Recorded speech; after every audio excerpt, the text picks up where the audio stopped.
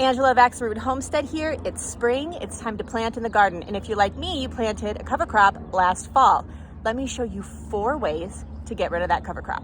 Here's a close-up of my cover crop. There's some purple dead nettle that's seeded itself, but I've got some vetch in here that's just about ready to go to seed, so that needs to come out. And then I also did some clover. There's some right there. The first and most hands-off way to get rid of this cover crop is to cut it way back using rabbits. I have a separate video on that. This is a bun run. The girls sit in there, they chow down, and when I remove the run, it's done.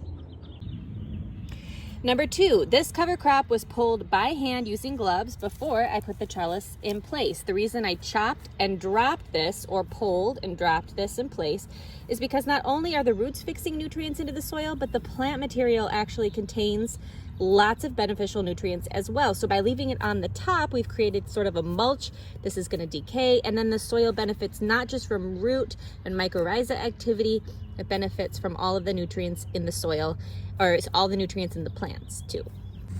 If you're pulling by hand rather than mulch, you can also give this to livestock. Just make sure that the forage is compatible. And number 4, you can use a weed trimmer or a shovel to hack this down, cut it, and also press and push it into the soil. There's no wrong way, just find what works for you. I encourage you to use cover crops. This is actually my first season after using them. I have noticed a visible difference. You can do it too. It's easy. It's not hard. Little bit of elbow grease, little exercise. You can get that cover crop out of there, and the result is going to be really healthy, nutrient-rich soil.